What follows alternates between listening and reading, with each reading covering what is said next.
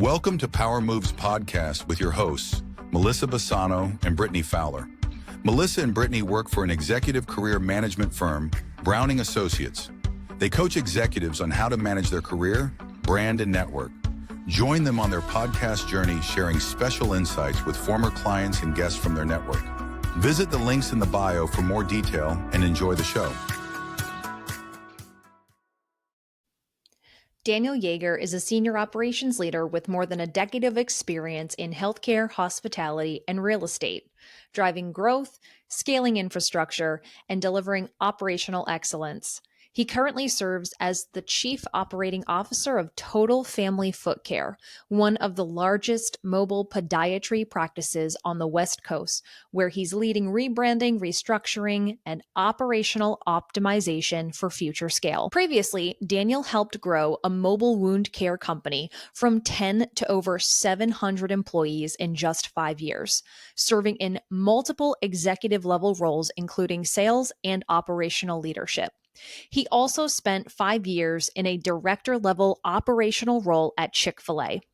He's also an entrepreneur, founding DJY Real Estate in January of 2024, a short-term rental business whose properties are ranked in Airbnb's top 10%. Daniel is pursuing his MBA at Howard University and holds a certificate in transformational leadership. Above all, he's committed to rebuilding high-performance systems, developing exceptional teams, and creating lasting growth that transforms organizations from the inside out. Daniel, we are so excited to have you with us today on Power Moves. Thank you for joining us today. Thank you guys for having me. I really appreciate it. And I just want to thank Browning and Brittany and Melissa for you all giving me the opportunity to be on this platform. I'm super excited and I love what you guys are doing. So thank you. Awesome. Why don't you tell us a little about yourself? Yeah, sure, absolutely. And I'll kind of start at the beginning of my professional career. My professional career spans about 10 years, starting with Chick-fil-A back in 2016, and in what started off as a second job turned into a full-time career and passion. And so Chick-fil-A, I was working in sales back when TV sales was a thing. So I was selling dish TV, believe it or not. And it was actually hot back then. Right now, nobody buys cable, right? But back then you can make really good money doing that. So I was doing well, and I got a second job at Chick-fil-A. Started working there at nights, and the owner offered me a leadership position, and the rest was history. And that's kind of where I got my business and professional passion for leadership and operations in general. And then that led me to healthcare, and so I started getting interested in healthcare towards the end of my Chick-fil-A career because I wanted to find something where my work was going towards something meaningful. Not that food and beverage isn't meaningful, but I wanted something more. And so I knew a couple people who were in medical sales and a couple other people in healthcare, and that's why I started to get interested. So I transitioned to a mobile wound care company after about 5 years with Chick-fil-A, and served on the executive team for that company for about 5 years. And that period was really amazing for me because I got my executive leadership foundation experience there. And then I also got my passion for healthcare there as well. And I was like, okay, this is where I want to be. This is the industry that I love. And so I wound up in career transition towards the end of March. And then that's how I got introduced to Browning. I know we'll go more in depth on that. And then that's how I got in the role I am today. So really, the combination of food and beverage and then also the healthcare industry over the past 10 years, that's what I've been doing. And it's been a fun journey. I want to go back to Chick-fil-A for a few minutes. I want to ask you a few questions Sure. I've only actually eaten at Chick-fil-A one time, and I really liked it. That's a And then crime, Melissa. It's not good. every time my husband and I are out on the weekend, it's a Mhm. Sunday, and I'm like, oh, well, we should go to Chick-fil-A, and he goes, it's Sunday. I will share with you, it is a thing. You crave Chick-fil-A on Sundays. I don't know That's a thing. why. I That's a don't know thing. why. Yeah. Anywho, I heard they're a great organization to work for. So give us a No little doubt. insight in their culture. Yeah, so one thing I love about Chick-fil-A, and I love telling this story, is Chick-fil-A is like the breeding ground for young leaders who want to grow. And if you want to grow and if you have a disciplined work ethic, they take you in with open arms. It doesn't matter who you are, it doesn't matter your background, and even doesn't matter your experience. I've seen people come to Chick-fil-A with no leadership experience that have grown into owners, 5 to 10 years later. And so their Mm. program is very robust. So one thing I learned there probably after about a couple months, just working in the kitchen and getting used to the operations, is that they have an entire leadership development program for people who want to lead. And so the boss of my store, when she offered me a full-time position to, transition away from sales, come solely work at Chick-fil-A and start learning how to be a manager and all those things. And they arm the Chick-fil-A owner operators with so many tools to help their team grow. And that's why Chick-fil-A is very successful, because they solely focus on developing people. Yes, the Mm. operations is amazing. Yes, the food is amazing. Yes, the speed of service is amazing. But as you guys know, if you don't have the right people managing those Mhm. amazing things, then what's amazing doesn't really become amazing, right? And so they pour into their people. And so I had the opportunity to work for corporate, which was a part of my development as a certified trainer. So in between my director level roles in running the various restaurants that I did, I also got to travel and help new owners open stores, and that was an incredible experience too. And so it was also very nerve wracking being 25, 26 years old and, Mm. having responsibility, managing the P&L, managing costs, all those things.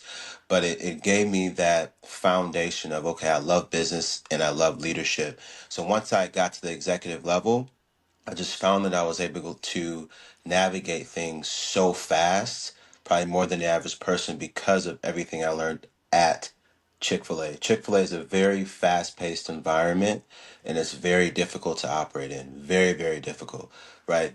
There's a reason why they get food out and it tastes so good. The operations are very difficult behind the scenes. So being a leader in those type of situations and also doing it all across the country with different types of personalities, different markets, slow markets, fast markets, it was truly the foundation for me as a leader. And so it's much bigger than the chicken, right? And I tell people all the time, it's much bigger than the chicken. It's actually a breeding ground for people who want to grow. So if you ever heard of their franchise progress, it's very tough. It's very tough to get in. I mean, there's thousands upon thousands of people that apply every year, and they Mm. probably only open about maybe 150 stores, maybe more than that, just Wow. depends. So it's a very, very competitive market. So they're picky about who they bring in because they want the people who want to grow. And so that's why Mm. Chick-fil-A is so successful. And that was the foundation for my leadership, was my journey there. I'm very thankful. That's so amazing. Thank you for all of that detail. I do want to ask you how you even got into Chick-fil-A. Like, was it networking? Like, were you looking at Chick-fil-A like it was a target company? Did it happen by happenstance? I do want to ask you that. But before, I have to say on record, if you're someone who likes Diet Coke, you have to get a Diet Coke at Chick-fil-A because they're Is little it tiny. super crispy? Like super, It super is, crispy? Yeah. and their My their ice favorite. cubes are these tiny little like balls, I guess. But my best friend Kara and I, shout out to Kara, we absolutely love going to get a Diet Coke, and it is the best from Chick-fil-A. But anyways, back to you, Daniel. How'd you get into Chick-fil-A? Yeah, so it was really a second job. And so I was working in sales, and being young, I was just hustling, right? No kids, no responsibilities. How many jobs can I do, right? And so Chick-fil-A was the place that I like to eat, of course, like we all do. By the way, the Diet Coke is amazing. And the waffle fries are amazing too, but we can I have talk to about say, that. the one time I had them, they were pretty damn good. So good, like the best, the best. And so I was interested, and I was thinking, okay, what places can I apply to that I could work at night? And so ironically, there was a new Chick-fil-A that was opening outside of Milwaukee, which is where I'm from, and where I was living at the time. And so I put in an application, and I got called in for an interview probably a couple weeks later. And there was where I started to build a relationship with the owner. And so it became like more than just an interview because I was a salesperson. I knew how to talk to people and things like that. And so we really had a very good conversation that led to, her hire me and then a month later offer me a leadership position there. And so I will say like the networking part of it, because my mindset was, okay, what can I learn about the owner? Just because I was in sales, right? So I wanted to build a relationship. I wanted to learn about her and like what her goals were and things like that. So because we had a good initial conversation, I think that was a good foundation to her wanting me to help lead her restaurant, was that. So didn't get the job by networking, but I definitely got some additional opportunities because of my focus on building a relationship with her, which is what networking is all about. Mm-hmm. And so I was already kind of unintentionally doing that. And then, that led me to, the success I had there. So that's how I got into it. It was literally, I want another job. I want to make more money. And then it turned into a whole career, So which is is pretty that the cool. recipe for success at such a young age? Is just, you got to work hard because, maybe there are some college kids listening to this that need to hear it. Yes, discipline. If you go to my LinkedIn, you'll see it. Discipline is the architect of success. I tell people this all the time. If you don't have a disciplined work ethic, then you're not going to get anywhere. And so one of the reasons why she was like, "Hey, I want this guy to lead my kitchen at night," is because I was out working everybody. I was always early for work. I always stayed late when I needed to, and so those type of foundational things, especially in young people, are very, very important. And I'm very thankful for the parents that I had because they instilled that in me and my brothers at a very young age. So we didn't have a choice, right? Like my dad said, you are going to get a job, right? Mm-hmm. Like you are not going to be sitting at home as a teenager without a job. And so it was Mm. just normal for me to always want to work. And so I always give that advice to people. Have discipline, whatever you're doing, do it to the best of your ability, and you give yourself a really good chance of being successful and growing in whatever you're doing.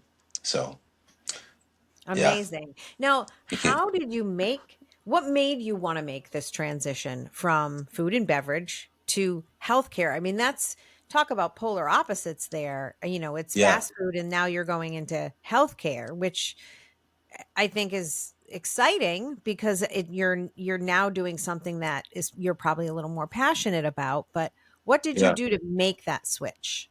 Yeah, so that's a very good question, and I love talking about this as well. And so my plan with Chick-fil-A was to be a franchise owner, to be one of those operators. So that Mm-hmm. was like so one of the things my boss talked about. I said, "Hey, this can be your path. Over the next 5 to 8 years, you could do X, Y, Z." So I had all of these things charted out, and the last step of that plan was to go through their what they call LDP, Leadership Development Program, which is a 2-year program where you travel literally almost every week of the year. Right? Like, Mm. so you drop everything and you're on the road. You can get off for like, I think Christmas. I think that's it. Wow. But you're really on the road 24/7. So what that platform is for people like myself who want to own restaurants. So you run the grand opening. So that's one thing that you do. And then you also take over stores. Let's say an owner is retiring. It may take, 90 days to get a new owner in there. So I would come in and actually run that restaurant and be like an Mm-hmm. interim owner. So that's what that program was. And then that sets you up to do very well in the interview process and gives you the experience to have a leg up on some of the other applicants. And so the success rate coming out of that program was pretty high to get a store. So that was my plan, right? And so about 6 months or so before I was ready to make that move, just started to, in my prayer and meditation I do every day, something was speaking to me and saying, maybe this isn't the industry long term. You've had a really good career there. Maybe you should start to explore some other things, right? And so that's when I started looking at healthcare. I looked at other industries as well, but because I knew a few people in healthcare, my dad's sister is a nurse, and so it was something that was very interesting to me. And the common theme I heard from people was the work that you do has a huge impact on so many lives, right? Whether you're selling Mm. something or whether you're a doctor providing a service, whatever it is. So I was very interested in that and saying, okay, how can all the work I'm doing go towards something meaningful? So that's why I was interested in healthcare. And so I started to talk to people, and through networking, ended up getting introduced, to the owner of the company I was with, and the rest is history from there. So that's why I made the pivot. It was not that I didn't like Chick-fil-A or that it wasn't a good program. It was just, you know, great experience. How can I take what I learned here and do something more meaningful?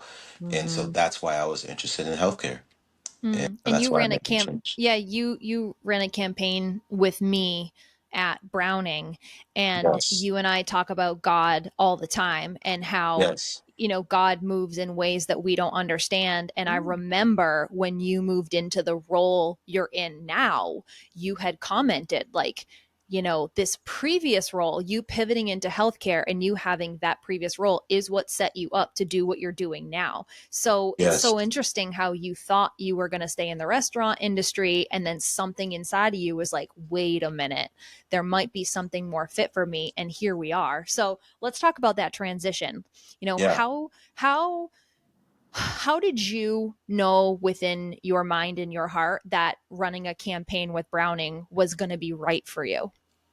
Yeah, thank you for asking that because I've been waiting to tell this story, right? And so, as you said, God works in very mysterious ways, and sometimes He does things that you don't understand, but you find out later on, oh, that's why that happened, right? Oh, Mm-hmm. that's why I met that person, or Mm-hmm. oh, that's why what I thought was right, that wasn't right because you had another plan, right? So all of Mm-hmm. us have to get smacked in the face, sometimes because we have our human idea of, hey, this is what I want my life to be, but he says, no, I actually want your life to be something else. So that's how I got into Browning. And so once I entered into career transition, I entered this mode of, I'm actually free to look for something. I could take all the experience that I have, and I can really find an amazing next step in my career. And so I've heard so many people say this on your platform. They're applying for jobs, they're looking at stuff online. Right. So I was that guy, right? And I'm looking at things that I'm way, way, way, way overqualified for. I'm looking at roles that I am qualified for, but it seems like they're just there to collect data, right? You could just tell how a lot of them are fake ads, and I've heard a bunch of crazy stories about recruiters. So it was just it was it was a lot, right?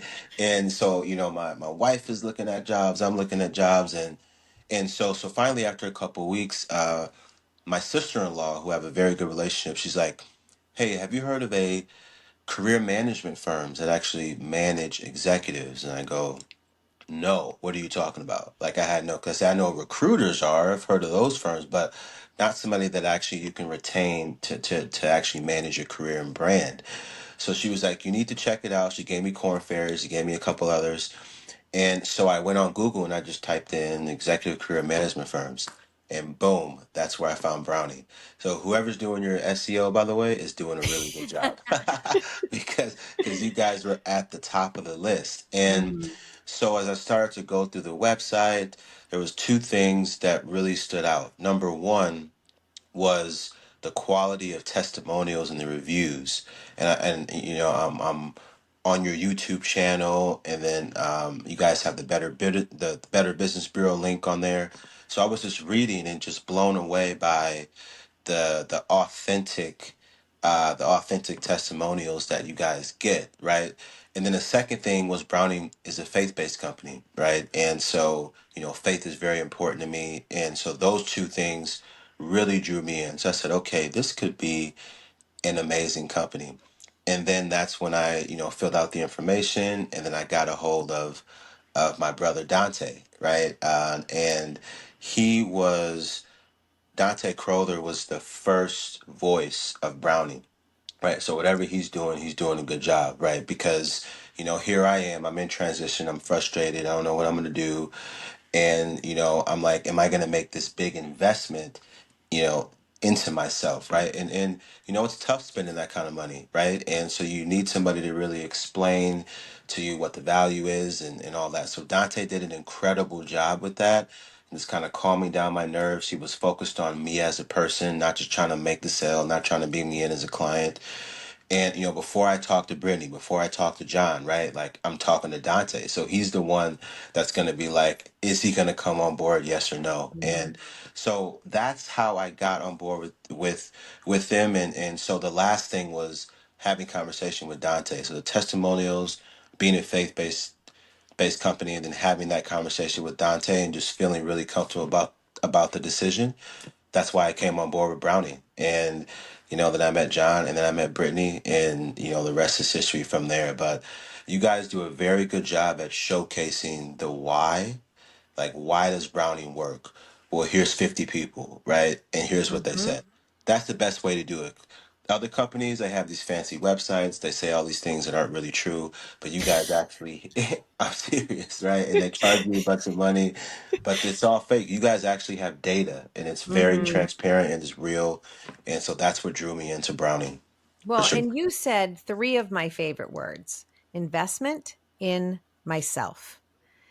Every time I hear a client who is successful, they understand that this is an investment in themselves. Yes, You have to participate, you have to be an active participant in your campaign for it to work. You can't expect Brittany or Melissa or Melanie or Carol or whoever to be doing the work for you, because ultimately, at the end of the day, it's you who has to have the conversation. It's you who has to go on the interview. And that's I right. just love when clients say it was an investment in myself. It's my favorite thing.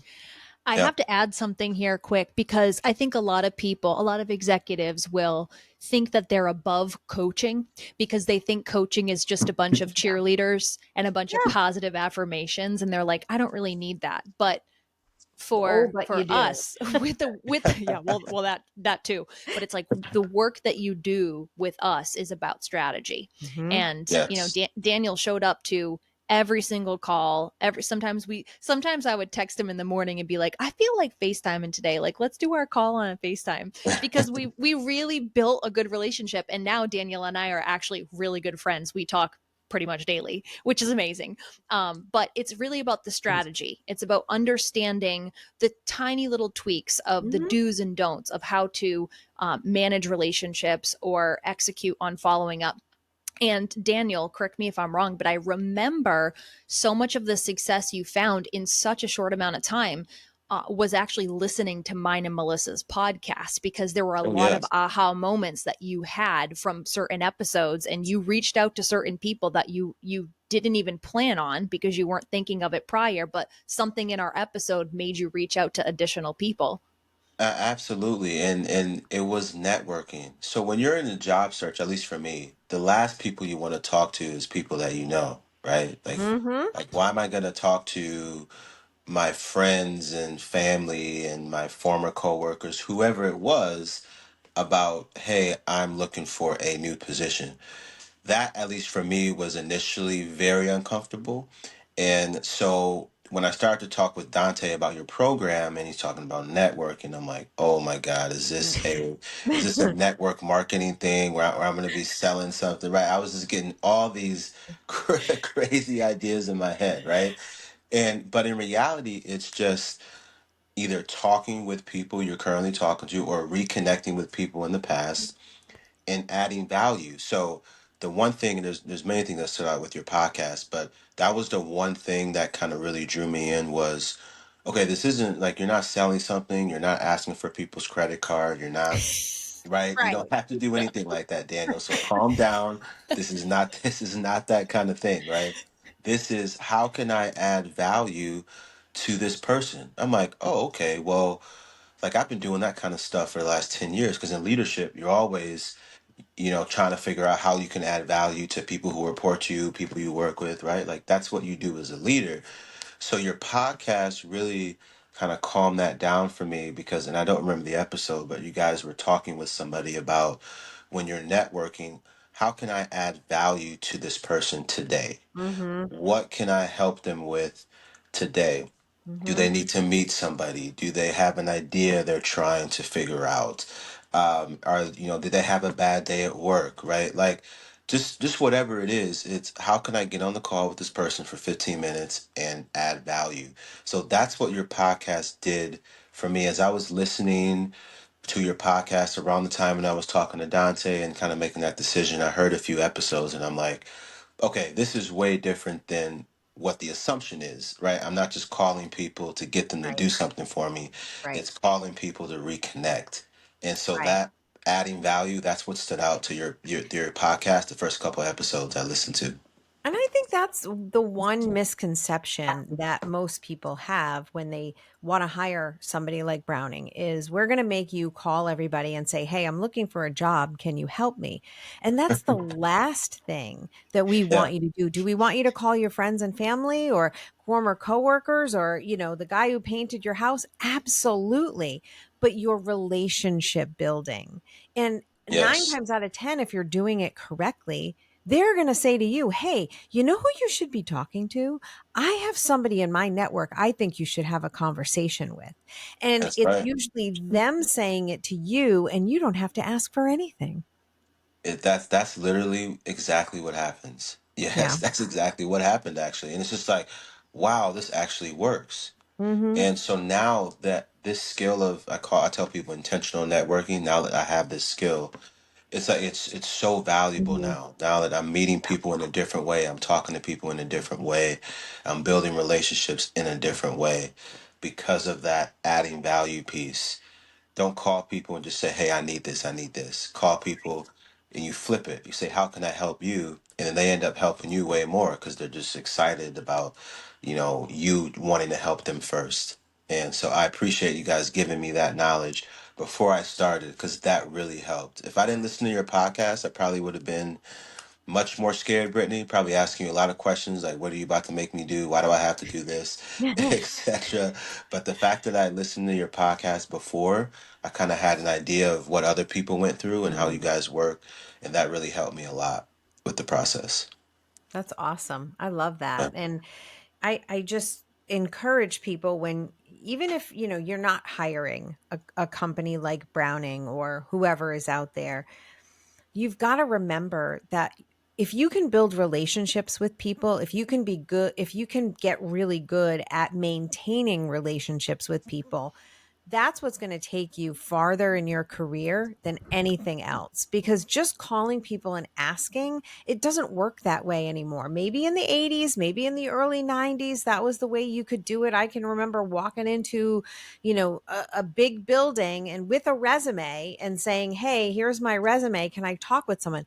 They won't that they will think you're crazy if you do Yeah. that now. Yeah. So you've got to be good at maintaining relationships, building relationships. And just like you said, Daniel, what can I do for you? What That's can I right. do for you today? And making it about them. That is perfect. Do you know how I can always sniff out when somebody does not go with the method of seeing how they can add value?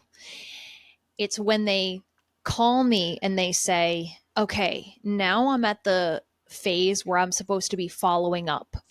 What do I say?" I'm like, "Well, did you learn anything about them? Because if Sally Sue is telling you that she's stressed because there's a deadline in August, that's the perfect follow up. Is like, hey, I know top of September, August just passed. I've been giving you some space, but I've been thinking about you. How did Yeah. that project end up going? Because if you're Yes. really invested in building the relationship, the follow up should be so incredibly easy. Hmm. See how they're doing with whatever it was they had going on at that time. Absolutely. I've told people in sales that I've coached, um, if you listen, then following up is a piece of cake. Because if you're actually listening in the conversation, so you know their pain points, you know what they like, you know what they don't like, you know what's coming up in their life. Like you said, Brittany, there's a deadline coming up. Like you get all these things by listening and asking questions. Hmm. 'Cause a lot of people get on calls and they just talk, talk, talk, talk, talk, talk, talk. They don't ask any questions. And so in sales especially, the assumption is, oh, this rep's going to talk me to death because he wants to sell something, right? So I tell people, no, actually, let's flip that and let's ask questions. Find out what their issues are, find out how you can solve their problems. Successful business, successful relationships, whatever it is all about listening, asking questions, and then solving problems, coming up with a Hmm. solution, you know? So And that's the kind of motto I had. being that active listener, so Yes. you can really hear what someone's saying versus just listening to respond, Yeah. because you're not really listening and taking anything in, and that takes a lot of skill to be an active listener. It's not easy. It's definitely not easy, especially if you have a strong personality like Hmm. myself. And this is something that I had to learn. Right? Again, I'm not perfect. I've learned a lot of lessons over the years. One of the biggest ones is just listening, right? So sometimes I intentionally go like this, to prevent me Hmm. from talking, Hmm. sometimes, right? Like put your hand over your mouth and you're not going to say anything, right? And so that kind of like my cue. Okay, let's let them finish their thought all the way through and then respond, right? Because it's easy to jump in. It's very easy to jump in, at least for me. So I had to learn that skill. It took me a while to really get comfortable with that. So now Hmm. it's like I go into conversations to say I should be talking less, that person should be talking more than me. And if Hmm. that person has that same mentality, then the conversation's amazing, right? Because you're just listening to each other, and Yes. that's how great relationships are built right there. That's exactly So, right. That's a yeah, skill I actually had to learn through the years, because as coaches, we have so much to say. And then when I shifted into more of that client services role, my whole role is to listen and understand how I can help you. And if I'm not an active listener, I can't do that, because I'm just right. trying to, you know, overcoming objections before I even heard them. And I want to make sure you feel heard. So that active listening part is so important. Absolutely. I agree. I We always agree. talk about like what makes people successful and not successful in this process. And Melissa, to your point, we're coaches. We have a lot to offer. We've seen a thing or two about a thing or two. Hmm. And, sometimes I'll have clients where they talk the whole hour that we have Hmm. together. And the Yep. whole time I'm thinking to myself, I have taught them nothing in this whole session. And what you find is when they're not actively showing up to these calls to actively listen, then they find themselves very frustrated 3 4 weeks later, because then they come back and they say there has been no progress made. I'm like, well, you have learned nothing, so Yeah. it's a Yeah. it's an interesting balance of self-awareness, whether you're someone who talks too much or doesn't talk enough. Like, there has to be that social skill there. Hmm. 100%. 100%. Yeah. I agree. So you're happy in your new role where you are. Yes. Tell us a little bit Yes. about that. Yeah, absolutely. So the role that I transitioned into from networking is chief operating officer of a mobile podiatry company called Total Family Foot Care, and a very very interesting company. Company's been around for quite some time, over 20 years. The owner of the company is a podiatrist. He's very very brilliant, and he has a passion for mobile healthcare. Dr. Mark Miller. And so what he's been dealing with, and again, this is another point of God works in crazy ways that you don't know. So the last couple years, he's been going back and forth. Should I sell the company or should I scale it? Should I sell it? Should I scale it? You get to the point where you're like, okay, I either want to be done with this thing and, take what I can get, or hey, I can turn this thing to a pretty big deal if I bring on the right people, right? So he was in between that for the last probably 2 to 3 years. So while I'm getting all this experience and this opportunity's just been brewing, and he's been looking at people, and stuff hasn't worked out and things like that. And so when I got introduced to him, he was almost at the point of kind of saying, "Hey, I'm not going to find anybody, so let's just go ahead and sell it." But then he got re-energized when the person that introduced me to him was talking to him and saying, "Hey, I think I have somebody that could be a really good fit to help your company grow."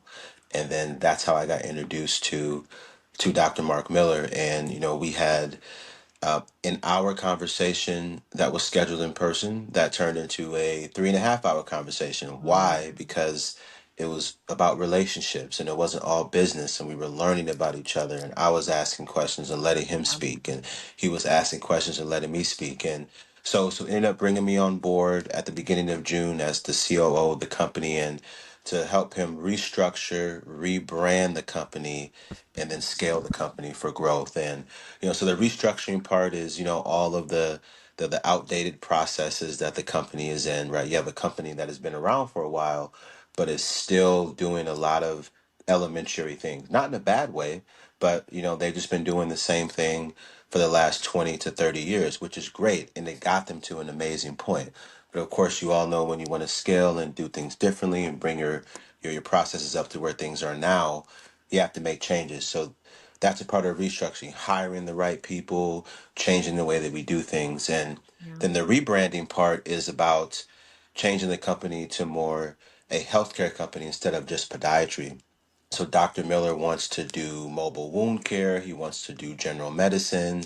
There's so many different things that he wants to do. He has a lot of amazing ideas. And so we want to brand the company to be a healthcare company instead of just podiatry. So probably in the next couple months, you guys will see that will have a new name. Not sure exactly what it will be yet. I kind of know, but I won't say it until it's actually official.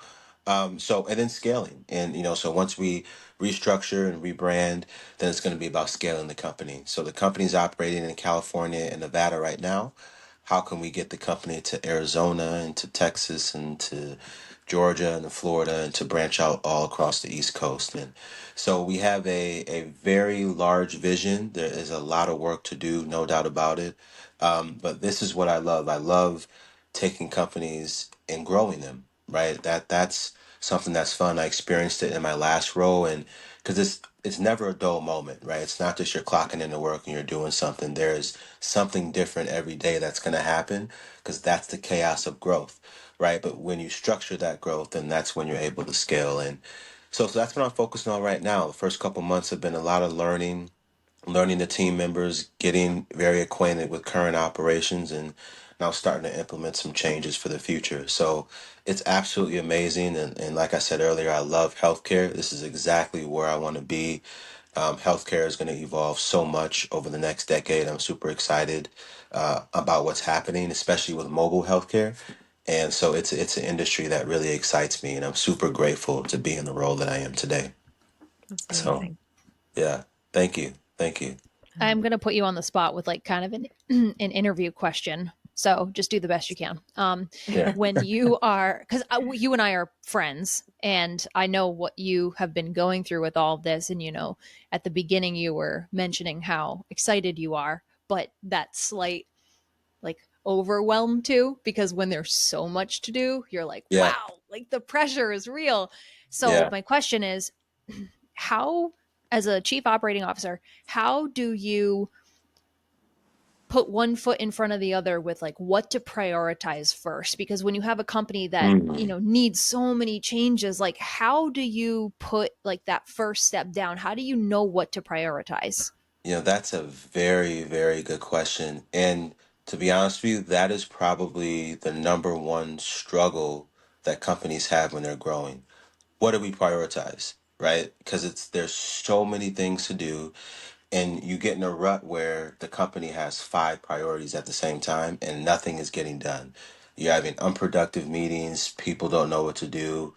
And so that is definitely a challenge. So how I've learned to manage it, especially being a part of a startup to scale, is you have to have a strategic plan. You have to have strategic priorities. So that's Dr. Miller, the CEO, myself, other executive team members have to have, okay, what are our priorities over the next 30, 60, 90, 120 days? Right? So for example, the company is charting on paper, right? Okay, no problem. We need to get the company over to an EHR system. That's a clear priority over the next 60 days, for example.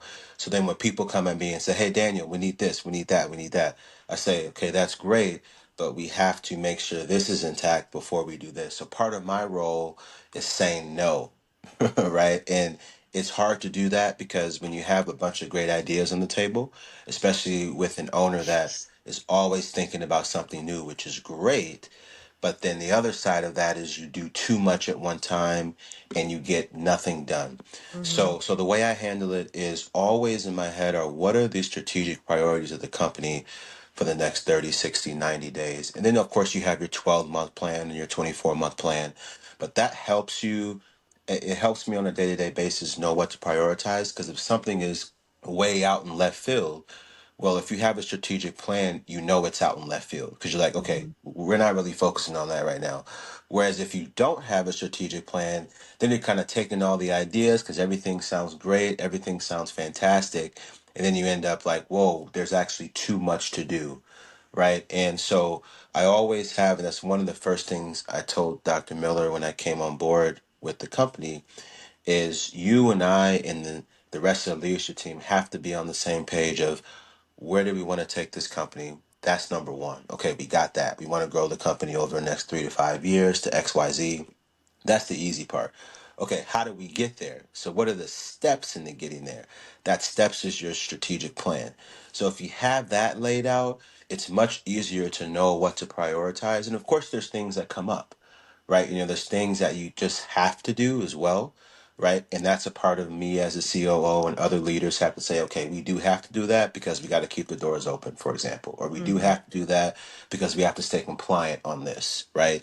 And so you have those things on the side, but for the most part, you're locked in key on your path of this is the staircase we're taking to get to our goals, Mm-hmm. right? And if you have that laid out, then you know what to prioritize. If you don't have that laid off, then it's complete chaos. It's already chaos already. Growth is very chaotic, it's very challenging. It's hard to manage people, it's hard to manage Mm-hmm. change. It's very Mm-hmm. hard to do. So if you don't have a plan on how to do it, then it's double as hard, right? Mm-hmm. So you have to have a plan, then you know what to prioritize. So that's how I Mm-hmm. approach it. And as long as me and the rest of the leadership teams know what the goals are for the company, short term and long term, we're automatically going to know what to prioritize. But Mm-hmm. everybody needs to understand what that plan is Yes. so then everybody stays accountable to what we want to prioritize. So that's how I approach it. Yes. I'm very Thank you. familiar with what you're talking about because my husband's business they've grown exponentially over the last 3 years, and I can network you with him if you're looking for an EHR or Yeah, EMR systems. He'll tell you what works and what doesn't. He's definitely been there and absolutely. done that. But as far as that strategic plan, you do have to have that. You have to know what to tackle at what time because you can't get too far ahead of yourself or it's just not going to work. Absolutely. That's so, so important. I mean, there's books and articles on just strategic planning. Like it's a Mhm. big thing. And there's people who are take on roles for companies. All they do is manage the strategic plan once you get to that level. And so it's very important. The best companies have that lock and key. And Mhm. as long as everybody's walking along that same rhythm, then you know what to prioritize and it becomes easier to say no to things because that's the key. Saying yes Mhm. is easy. Saying no is difficult. It's Yeah. very difficult. That Yeah. sounds like So, parenting. yeah. Yes. It So very much true. is. So true. Yeah. Me as a girl dad saying no to my daughters is pretty much impossible, but we can talk Which about they're that. the cutest things ever. They Thank brighten you. my day every day. They're so cute. Thank you. I appreciate How that. old are they? My oldest is 4. She'll be 16 next month. And and then at least some days I'm like, what is going on? And then my youngest will be 1 Oh, next month. wow. Yeah, so it's Oh, a lively household most of the time for sure. I miss It's those great. days for sure. It's I fun. really do. When Yeah. now it's like waiting for the grandchildren, which I don't know if we'll ever have, but I don't know what it is about millennials, Well, I mean, I think there are a certain group of millennials who are like, nope, no kids. No kids. Yeah. I meet a lot of people like that. And they're just like, nope, not doing it. Yeah. It's like, Hmm. yeah. Yeah. I Brittany's hope like, not that me. That's my No, oldest. absolutely not me. That's I my have oldest. baby fever and the whole world knows it. When I hear people who don't want kids, I just like say a prayer that something changes their mind someday because I Yeah, agree. obviously it's a love that it's an experience. It's just right. everything. It's every emotion you could possibly imagine magnified by 1,000 that you just cannot get anywhere else. But Yeah. Yeah. anyways, as we wrap up this episode, tell us quickly about this whole real estate endeavor too. I mean, you're so young and you've accomplished so much and um there are people who are in their 50s and they're like, well, do I really want to start something new? And it's like, geez, time's going to go by anyway, just do it. You've already done so much in such a short amount of time, which is just so inspirational. So tell us a little bit about your Appreciate real that. estate endeavor to wrap up this episode. Yeah, thank you, thank you. I appreciate those words, by the way. So real estate has been a passion of mine, um, even when I was at Chick-fil-A, and I was so providing housing has always been a thing. Like, how can I provide housing to people? That was just like my overall thing. I didn't know how I was gonna do it. I didn't know what I was gonna do, but I knew that I wanted to be involved in that in some way. And so as I started to get more experience in business and leadership, I started to think about, what kind of concept I wanted to create around real estate. And so that's what led me to the Airbnb market. So doing a lot of Mm. research, I read a lot of books on, what in real estate's working, what in real estate's not working. Obviously, you guys know Airbnb is huge, right? And it's only getting bigger. So I read a couple books on how to build an Airbnb business, right? And getting ideas of how to do it the right way. And so I started to get things on paper. This is probably mid 2023.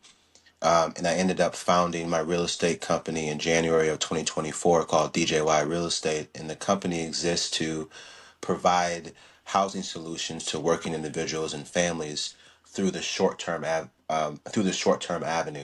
And so what I love is areas that are outside the city that people like to vacation to, either locals or when they come in town, and more like the luxury, not in terms of cost, but in terms of what we provide, right? How the place is set up. What kind of amenities do people have? How can we make their weekend super, super special?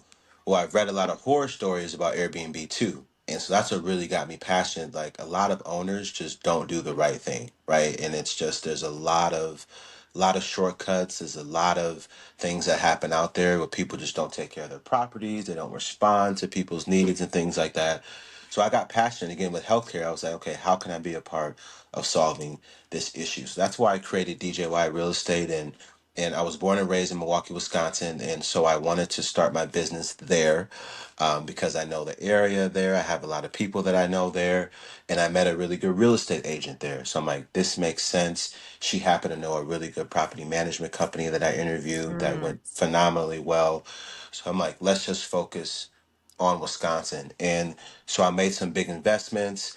I purchased 5 properties like the beginning of 2024, mid 2024. All of them were in service by May or June of that year. So this is the first Mm. full year of business. And I will say, I absolutely love the short term space because it's challenging. And you guys can probably tell I like challenges and I like trying to figure out problems. And so with Airbnb, it's a very complex operation because people are in and out of your place Mm-hmm. literally all the time. If you're doing the right thing, you're marketing your properties the right way, your properties are going to rent, but you have to have a strategy. So I hired somebody to do my social media. I hired somebody to handle all my financial books. So those are the things I'm getting from the book saying, hey, do it the right way so that way you can have a well performing company. If you take shortcuts, company's going to be trash and you're going to get pretty much kicked out of the Airbnb business. Because if you get too many bad reviews or too many things happen, they'll just blacklist you, right? Because they're too Mm. big to deal with a lot of that stuff now, right? So it was challenging, and also finding the right property management team was very, very important. And so now we're in, it was August 11th, so this is really, we're almost closing out the first full year, and it's been going very, very well. Definitely challenges during the off-peak season. How do you keep your properties rented when it's not advantageous to go to those places? And then how do you keep your operations super clean when your place is busy? And that's not easy to do, especially me being in California, the team's in Wisconsin, right? So how do I keep tabs on everything and manage everything there? Comes with some challenges too, especially in the beginning. But having the right people on my team is what's super, super important. So the reason why the company is doing well is because of that. So very challenging business, very expensive to run. It's very expensive to operate an Airbnb. So people listening, if they want to buy an Airbnb, make sure you have 6 to 12 months kind of stored away of operating costs because it's expensive. And so I had to learn that the hard way the first year, like, wow, licensing and this, furniture and blankets. And it's like, it costs a lot of money to really set your property up to be Mhm. competitive. But when you do it the right way, it's very rewarding. So, real estate just kind of satisfies my overall goal to provide. Like that's my mission in life. Healthcare, real estate, of course, my family, before anything. How do I use the work that I'm doing to provide? And so real estate is an avenue of that. And, I want to grow that company all across the country one day. I have really, really big goals for that as well. And I kind of want that to grow along with my corporate career. So very busy, very challenging for sure. But I love real estate and it's allowed me to take the passion I have to provide housing for people when they need it. And so it's really amazing. Thank you so much. Appreciate that. I, I'm really going to let you go this time, but we name drop books here. Do you remember any of the names of the books off the top of your head that you read for Ooh, Airbnb success? you know If what? not, I can drop them in the link below if we can't remember them on air. I'm gonna give you the number one book that I read. I think it's literally called How to Start a Successful Airbnb. Yes, How to Start a Successful Airbnb Business by Walter Grant. Okay. That was a very, very, very good book. And then I also read something called The Book on Managing Rental Properties, which is by Brandon Turner, and he's a really famous real estate author too. So those are two books that I would recommend people to check out if you're wanting to get into real estate and Airbnb business. Definitely check out those books. They gave me a lot of knowledge and a head up in the game for sure when I started my Thank career. you. You're Well, welcome. thank you. Thank you so much for being here. Thank you And guys. Appreciate yeah, it. yeah. And we will see you next time on Power Moves. Sounds good. Thank you guys. Appreciate it. If you're an executive who is looking to manage their career or make a power move and you want to learn more about Melissa, Brittany, or Browning Associates, visit the links in the description of this episode. See you next time.